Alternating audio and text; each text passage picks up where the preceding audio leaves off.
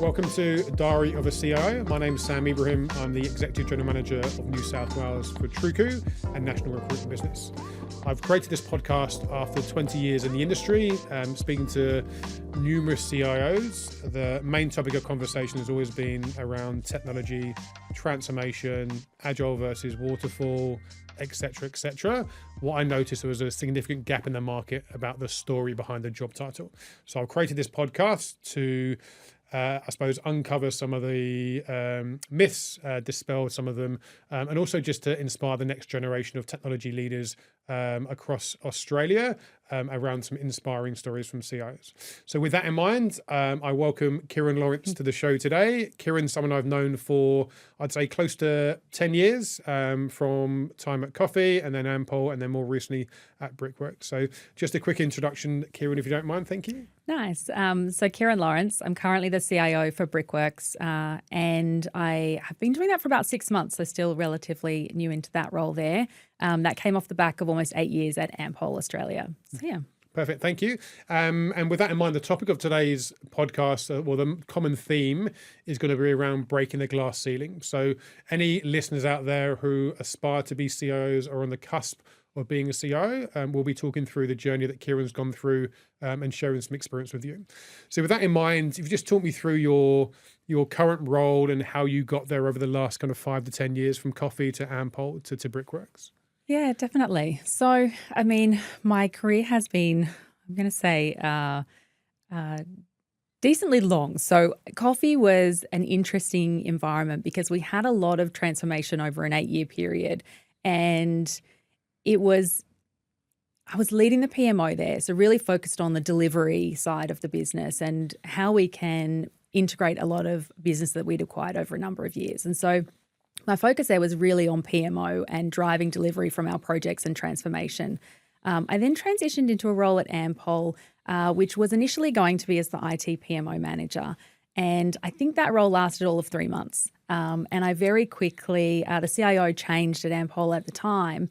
And I found myself in a very interesting position where quite soon into a new role, I was asked to do something completely different.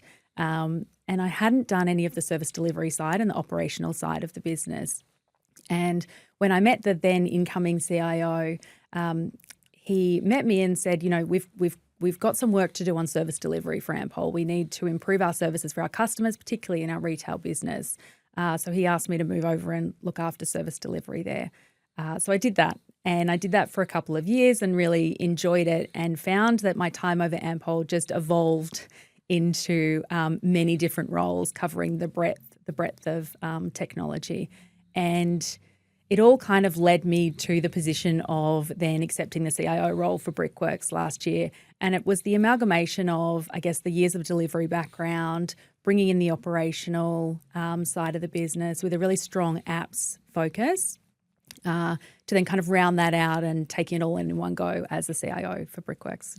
How did you start your career? Did you start in technology or have you got a different background? Good question. So I did actually start in technology. Okay. So in high school, I was going to be a photographer. I wanted to be an artist, and I thought that was 100% what I was going to do. And my mum, she thought there was money in computers, right? She was looking forward and thinking, I think a career in technology would be a far smarter career. I was pretty good at computers at school and really liked it, but thought I was going to be an artist.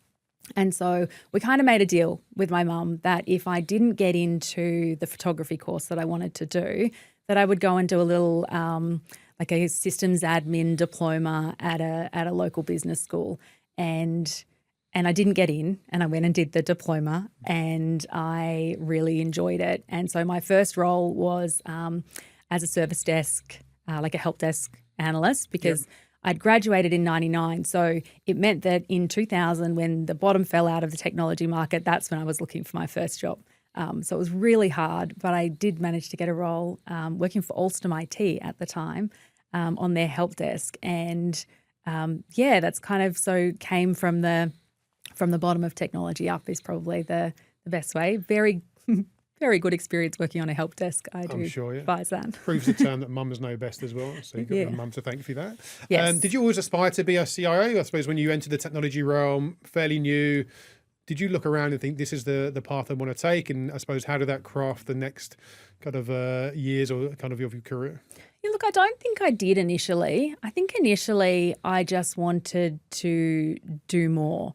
So I have a really big passion for learning and learning the business and the technology. And so I really kind of just took on any challenge that was thrown at me. And that came from, on the help desk to then I was starting to organize all the field technicians. And it just kind of naturally evolved, partially because I was the only female and I was quite organized, and I was just starting to organize people that evolved into project management very quickly. And so it was more that I was just always wanting to learn the next thing, and I was taking on opportunities and saying yes, and really kind of embracing the challenges that were thrown at me. And then I think about 5 years ago, I sat down with the previous CIO at 𝗕𝗿𝗀, and we said, okay, where are we actually going? Like, what does this look like for a career? And at that point in time, when I thought about it, I thought, I want to be a CIO. That's where I'm going. It feels like the natural progression for me. I love leadership. I love the people side of things. I'm also passionate about the technology, but I was kind of finding my niche in the space between the business and the tech. I'm not deeply technical, but I'm good at translating and questioning and challenging. And so I was finding my niche in that space. And so we quite purposefully sat down and went through, okay, as a CIO, what are the skills? What are skills that you need to do that? And where are you today? And then what does the next few years look like in order to get you that experience across the breadth of technology to get there? And so from that point, it became quite purposeful, and it was going to be hopefully where I landed. You obviously never know if you'll get there. Yeah. But yeah, from that point, it was a plan to one day get there. It's interesting. You talk a number of times then about the business. Yes. And I think the perception of the right or wrong perception in technology is you have to be a deep technical specialist to be the best at tech. But I think CIOs, you can't be a deep technical specialist in every single area. It's just impossible. You haven't got enough time in the day. What was it about the business that really, I suppose, attracted you to want to learn about the business, understand how technology and the business connect and how that meant the business would operate? Yeah, I think I really like seeing the value from what I'm doing in any aspect. So I quite naturally want to spend time out on site, or want to be out seeing how people experience technology and how they're working with it, to then make sure we're proactively providing value as well. And so, yeah, I really kind of find that space fascinating. And now I'll be out at a brick plant to see how it's working and see the manufacturing lines, or out in one of our supply center sites in North America and really seeing our customers and seeing how our people on the front counter are interacting with people and how we can help make their jobs easier.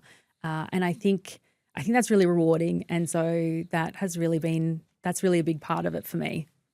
And what about becoming a CIO? Is that something that you consciously made a decision? You talked around kind of your career planning, kind of 2 years at a time. Did you make a conscious decision 2 years and 6 months ago that I want to become a CIO and this is what I need to do? Or what was the journey for you to actually get in your first step into the CIO role? Definitely. So it goes back to that plan that I did with my previous CIO and working through rounding out all of your experiences. I mean, I don't think that I could have made the transition had I only had a delivery background, without spending the time in operations and service delivery and infrastructure to really understand that side of how it works. And so I think it's probably about a 5-year plan to end there. And obviously you don't know if you're going to end there.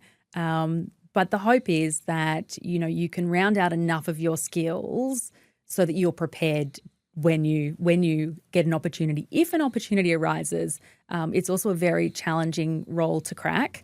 And I understand that, and I was not naive to that. It's a challenging role to move straight into from one company to another. And so, yeah, I think it was just bringing all of the planning together and making sure that you had the round out of experience and the right mentors and leadership to help you develop in the spaces that you needed to end up getting there. And how's the transition been for you? Obviously, different role. I think a common theme I've heard, or a common topic that people talk about is lonely at the top. Yes. I think now you are the CIO and the buck stops with you. How's the transition over the last 6 months been for you? Look, I think the transition has been really good. I think that it can be hard because you are the only one. But what I've done is I've really relied on my networks of other CIOs and people that I've worked with before to really help, I guess, smooth that out. I have good advisors on my side who have been willing to give up time to talk to me about it.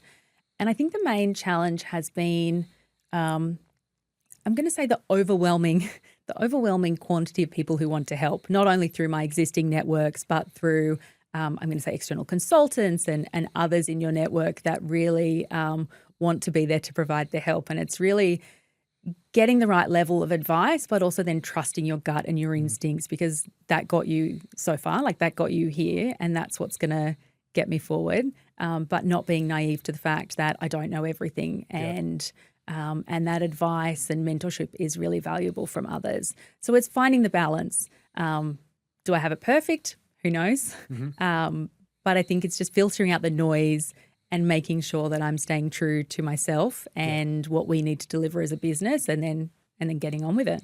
And how's your transition into being the focal point of contact for technology to the board been? I think presenting to the board, communicating to the board, I assume would be quite different to what you've been used to before. So how have you navigated that journey, and what advice would you give to other people maybe in a similar position?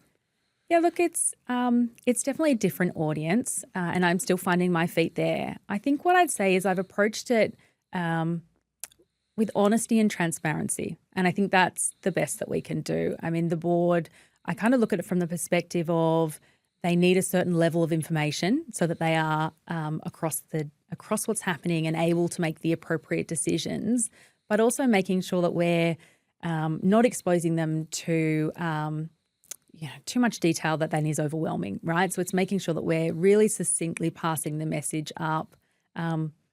You'd probably have to ask them if it's working or not. But I think the main approach I've had is just being really honest and transparent, and making sure that we're bringing in the stories and the value of what we can be providing from a technology function, and being really clear with what we can and can't do, so that we're not overcommitting to something that the team can't deliver, but that we're also, we're being proactive and really driving value back through technology. Nice. And you talked earlier around the value of, I suppose, mentorship throughout your career, and I suppose mentors come through networking. Yes. So there's a lot of people, I think, out there that shy away from networking because potential introverts, I don't feel comfortable. What's your natural state? Are you an introvert, an extrovert, and how comfortable are you networking outside of your comfort zone? Good question. I am a massive introvert. I am not. I hate networking. I think the worst thing for me is walking to a room full of people that I don't know. That is terrifying. But what I do, I do it when I have to, essentially. But what I focus on for networks is really the relationships that builds. My interest in learning extends to people as well. So meeting people and learning something about them and understanding them, and maintaining the relationships is something that I find really important. I will still catch up with people that I worked with back from my coffee days or other, to make sure that, the people that I connect with along the way, I continue those connections. And so I would say it is fewer, deeper connections. I don't know if that's the right way to say it. But it's really fostering the relationships and making sure that you're there for people along the way, if they need someone, and you're returning the mentorship that others give you, but also just being open to listening to advice and returning the favor wherever you can. Yeah, and I think there's definitely opportunities and rewards there from networking. I think it's really important what you said about the networking and mentorship. It's a two-way street. So it's not just there for you to be, I suppose, taking. It's your opportunity to provide the next generation of people your time and your support as well, as they climb the ladder as well. So that's a really interesting comment. One thing that I suppose we've talked about over the years, as I've kind of worked with you as well, is changing environments. So I think natural human instincts is that they fear change, but at the same time, change is uncomfortable, but I feel it's essential in terms of growth as well. What's your experience in terms of, you've worked in a number of environments where there's been some significant change, and I don't want to use the transformation word, but there's definitely been change there. What's your thought on change, and how has that added value to your career? Look, definitely. I mean, I think change has been the constant through my career is probably what I would say. And I know that is for everyone, but particularly in technology, it is evolving at such a rapid pace. But also a lot of the business that I've been a part of have been evolving. My time at Coffee, we went through a very rapid acquisition phase, and we were integrating, I'm going to say 30-something companies. We were going through a very large integration piece. And so that business was rapidly evolving and grappling with bringing in technology. 𝗕𝗿𝗀 similarly was changing rapidly over the years. And so I think it's just part of every day now. I think that the experience you have in change really helps ground you to the fact that you need to be on top of it, and you need to be really mindful of what's coming and trying to get in front of as much as you can. But also, it shows that there's so much opportunity, and there's so much opportunity in technology and optimizing what you do so that you can drive more value and really leverage the technology that you've got access to. I mean, I think probably now more than any other time in my career, technology is changing so rapidly. And the change that we're up against right now is really exciting. And you can see the value that it is going to bring to the business when it's applied well, right? And so I think that there's just so much more coming in terms of the landscape changing, but where, if you can get on the front foot and really adapt it and embrace it, then I think we're in a really great position. Yeah, I think getting on the front foot, adapting and embracing it's important. I think speaking to other CIOs and technology leaders, the ones that have progressed at the faster rate are the people when they see change, they don't shy away from it. They're the ones at the front saying, I want to help, I want to be part of this. Yeah. So I think making sure you put your hand up when there's an opportunity to be part of that change is really important as well.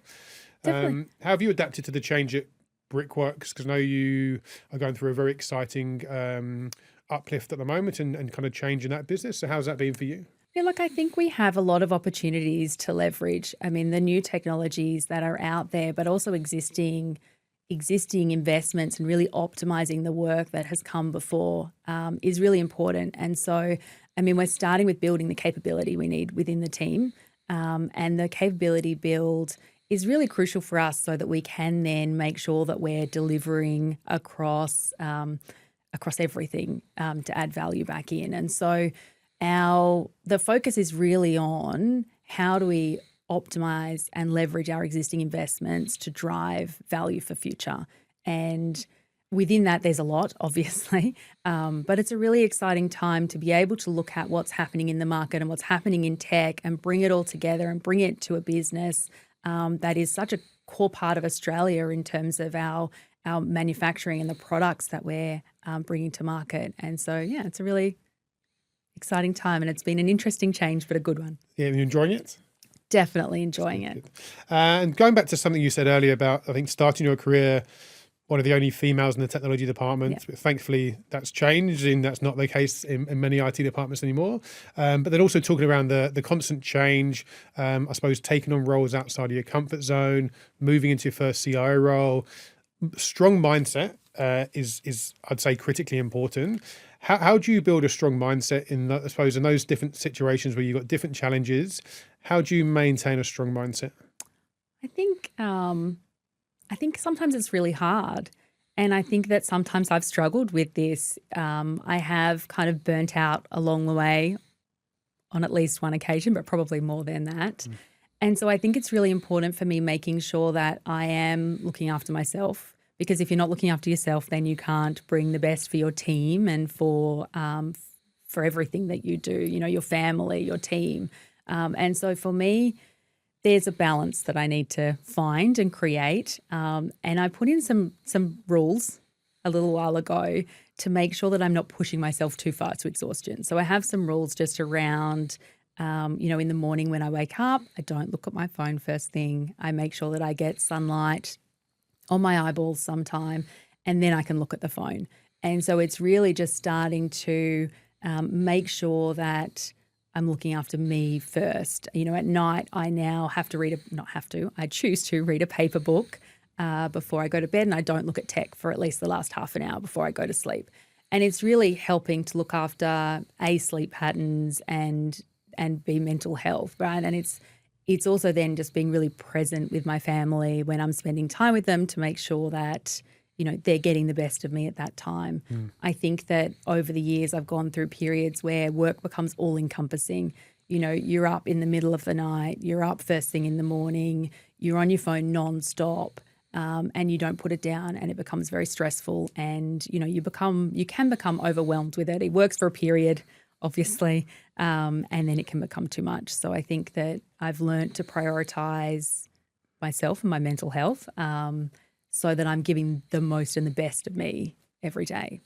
That's very interesting. I think the world of technology we live in now, it's all about being as connected as possible. Yeah. There's some really good research. I went to a show at the ICC with Andy Huberman, and he talked around the importance of detaching from technology. And I think on the back of that, I leave my phone at home when I take my dog for a walk, and I try my best not to be as attached to technology as I was before. So I think that's an interesting kind of topic there. Do you feel the real world benefits of having that kind of separation from technology? And I suppose going back to paper-based books as opposed to Kindle, and just kind of reconnecting with non-technology sources? Yeah, definitely. The sunlight on your eyeballs thing is Andy Huberman as well. He's very good. But yeah, it has definitely helped. It's also the type of content that I'm reading. I've gone back to reading more fiction. I've always been good at reading business books to learn and kind of grow, but I don't think I'd read a fiction book, in like 10 years. And so it's also just getting back into stopping and doing something, just for fun, I guess, rather than for like learning and a purpose. It's also multitasking. You end up multitasking everything, right? Yeah. It's being more present in the thing that you do rather than trying to do 5 things at once is also really important. What about the people around you? Obviously, having a strong mindset yourself is important. I think either surrounding yourself with people of a similar mindset, or if you're coming into new to a role, helping the people around you strengthen their mindset as well.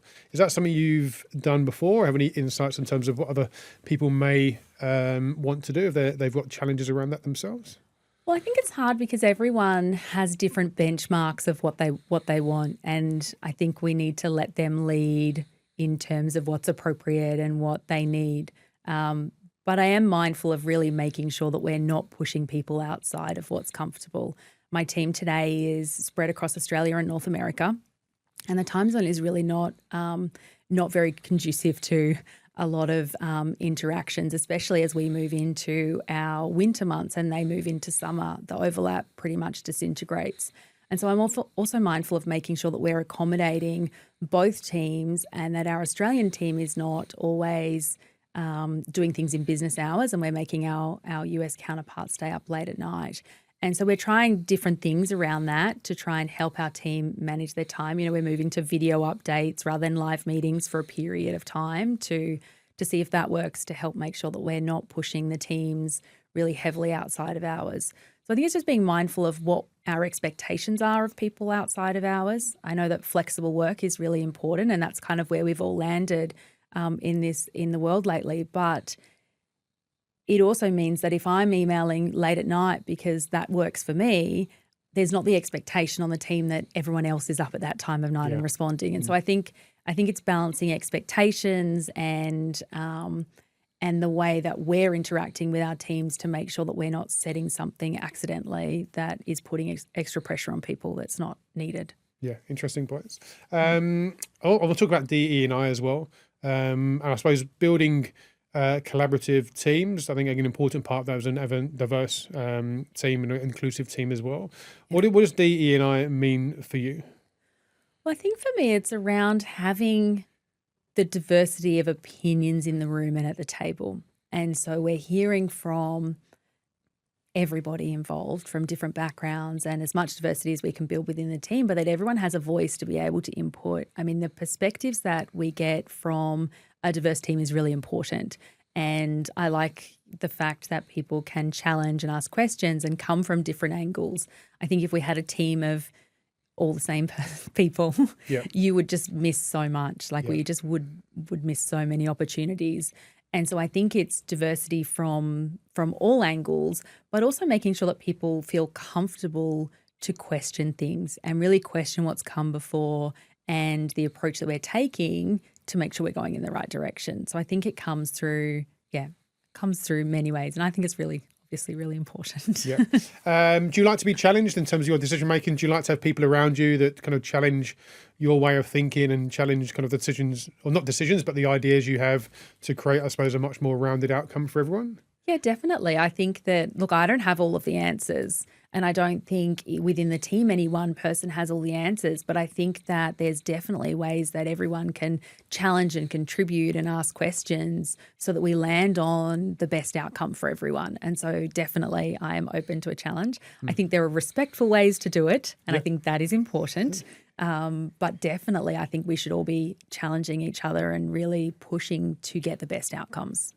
And as someone who's worked with you over the years and recruited a number of people into your teams over the years, feedback's always been great in terms of your leadership. I don't think I've ever placed someone into a role underneath you that hasn't enjoyed working with you and wouldn't want to work for you again. So that's quite a statement, but it is true. Like, what's your secret to good leadership? How do you become a good leader, in your opinion?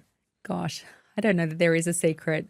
I think that there's a lot to be said for being genuine and for showing up with consistency each day, which is something that I try to do. But also I actually genuinely care about the people in my team and I'm invested in them being successful. I think the success of all the individuals in our team lifts the team, and we're able to then deliver some really cool stuff. And so I definitely invest the time and the energy to help develop the careers of the people in the team, which is also a two-way street. People need to also be coming to the table and wanting and looking for going where they want to go. And so I think, I genuinely care about the people that I work with, and I think that that's really important. And, I want to see them succeed, because at the end of the day, that's how we all succeed. Yeah. Okay. Do you think a good technology individual makes a good leader? Or do you think being, I suppose, too close to technology and focused on tech itself can distract you from being a good leader? What are your thoughts? I think it's really tricky. I don't know if you can call that statement either way, right? I think that you can be really strong in the tech and have very good leadership skills, and there are people who do have both. I don't think that one is necessarily, I don't think they're dependent on each other or connected is probably what I'm trying to say. And I think that some technology people are deeply technical and then don't carry through the same skills into leadership. Yeah. But I don't know. Yeah, I think that sometimes it is helpful to not be so deep in the technology, but knowing enough to be able to question and challenge and really make sure we're going in the right direction, I think is very important. And then being able to see the gaps in the skills and where you do need the extra, where are the areas that deep technical, knowledge is really needed, and making sure that the team has that. So you need to know it so that you can build it. But I think sometimes it's helpful not to be so deeply technical. But in saying that, you could do both, right? Yeah. You can be very deeply technical and a good leader if you're focused on those skills. And I suppose we've talked around, obviously, breaking the glass ceiling. We've talked around mentorship and networking, leadership, strong mental mindset. What do you think is the most important thing to break that ceiling, to get your first role at a seat at the table, particularly as a female in technology? What advice would you give to people who are on the cusp of doing that, and what should they lean into and, I suppose, focus on? I think it's difficult. There are so many aspects. I think that having, the way you show up every day to work is really important. So that decision doesn't just come out of nowhere. You don't just get it for the fun of it, right? It comes from the reputation you've built in the market over years. It comes from the relationships you have with people like recruiters that then tell other people in the market that, yeah, this is a company you want to go and work for, because I know the leader, and the leader takes time, and people who work for her say they want to work for her. It's all the things that build up over time to give you that reputation, because I think a lot of these roles don't come from you applying for something, right? The roles often come from a headhunter that has heard about you from some phone call that they have made. You know, they've called someone to talk about the role, and they've maybe said, I'm not interested, but I know someone who's really good, and she's about to take that next step. You need to talk to her. So I think there's a lot around your relationships and around your consistency and how you've shown up over the years that helps drive you to then get that phone call to be ready to accept. Because I don't think that, it doesn't just come out of nowhere. It comes through a lot of hard work, and I think relationships are really important. I agree. I think if I think back to, you've referred on to me some very, very good people over the years, and I think a good recommendation from you kind of for me validates this person is a good individual. But I agree that the relationships piece is really, really important. How have you adapted to obviously breaking the glass ceiling and becoming your first CIO role? It's not about technology anymore. Like you have to be PR, you have to be marketing, you've got to be finance, do budgets. Like, how have you adapted to, I suppose, that new skill set that's needed for this role? Look, it's definitely been interesting. I mean, coming to do something like this is not something that I would have done. But I think it's all really important, because you need to be, putting the best foot of the organization forward, right? We need to be out there and talking about what is happening within the organization, within the team. You know, we're bringing in people. What does this team look like for those people to join? But also it becomes more and more about stories, right? It becomes more and more about the stories and the value and how you can sell what technology can do across the organization.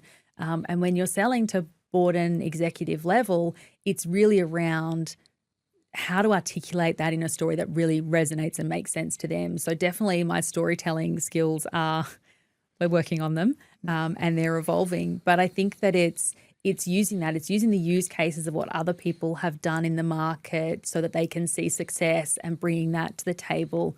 And so, it definitely becomes more of you kind of end up, I'm going to say researching, like learning about other places and what are they doing? How can we take pieces of that? How can we make sure that we are bringing in other people's learnings and experiences to what we're about to do, and really driving that forward? So, what's your source of information then? Where do you find, like, it's so many places, so many places. So I've been meeting other CIOs from organizations, so similar manufacturing businesses, and really that's through working relationships. So either relationships with vendors that we have to say, hey, have you got anyone else that's been doing something similar to what we're about to embark on that would be happy to talk to me? And to be honest, most of the time, people are willing to give up some of their time to talk and share and help someone else in a similar situation.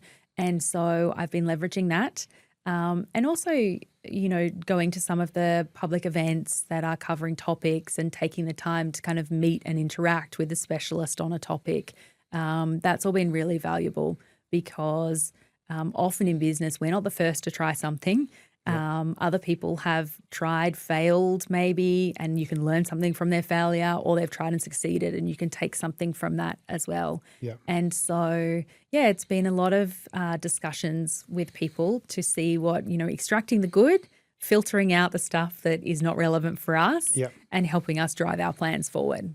Sounds like you've had a very busy 6 months, obviously with the international US piece of your role as well. Yes. How do you have boundaries? Like, what is your secret to having boundaries to make sure that you're in a good place to work at your peak when needed, but also making sure you're not on the journey to burnout? Yeah, it's a good question. I don't know that I have the best boundaries some days. You'd probably ask my husband and he might give a different answer. But I do think that it is making sure that there is balance. And sometimes some days it's easier than other. The world of technology sometimes means that you are fighting fires and the team are on and we're having to work incredibly long hours. But it's making sure that we balance that with when there is a a slower day, Yeah. that we use that time in the best way we can. So yeah, it's not always easy, but I think I've got pretty good balance lately. I think it's a tricky balance to find, but it's getting there. Yeah. And you talked around obviously your love of reading books. What else do you do outside of work to help you, I suppose, detach from work and I suppose build that mental strength to be able to get back to work the next day and deliver what you need to? Well, I mean, the thing that I try and find the most time for is horses. So I ride, and I really love spending time with my horse. So definitely the horse, but also, so my kids have a lot of sports, and spending time actually going to their games, and my daughter does cheerleading. So watching her competitions and cheering my son on with AFL on the weekends with his team. And that has then also evolved into us now being fierce Sydney Swans supporters and choosing to go to those games. But yeah, it's just making sure that those things aren't forgotten in everything that we do, still making time for all of those things. And, spending time outside of the city. So my husband and I enjoy camping and getting away, so completely getting off grid where we can and being as remote as possible, and spending time as a family doing that. And there's so much joy you can bring, and you see the kids disconnecting from any form of technology and just being, out in bush, in mud, running wild. They love it. So it's making sure that there's time for all of that stuff as well as work. Perfect. Thank you so much. Thank you. Thank you for listening to today's podcast with Keiren. Just to recap, it was about the breaking the glass ceiling today. So we talked around leadership. We talked around the value of networking and mentorship. I suppose the challenges of becoming a CIO for the first time and the learnings we take away from that, building strong mental strength and a mindset, and then also the value of boundaries and making sure that you're spending time with stuff that feeds your soul as well as your career. So with that in mind, Keiren, as I do with all my guests, just want to ask you a question, which is, what is the one thing that you wish you could teach your younger self earlier in your career? I think for me, it's around when things don't go the way that you'd hoped they go or the way that they'd planned. So I think that over my career, there have been things that you'd wanted to happen that haven't necessarily happened. And looking back on it, you can really easily say that you ended you are where you're supposed to be. And those kind of setbacks or things that you didn't get that you wanted to get or do is really just, you need to pivot and move to the next thing. And I think that that's really important because, the change and the scale of change that we spoke a lot about today is happening so rapidly through our careers. And so making sure that we're on the front foot and we pivot and we respond and we have the right attitude in every situation just goes such a long way. And you just kind of have to trust that you're going to land in the appropriate place that you're going to land. Trust in yourself and you'll get there. Perfect. Thank you so much. Appreciate you listening today. If you could like, comment and share and stay tuned for more content. Thank you.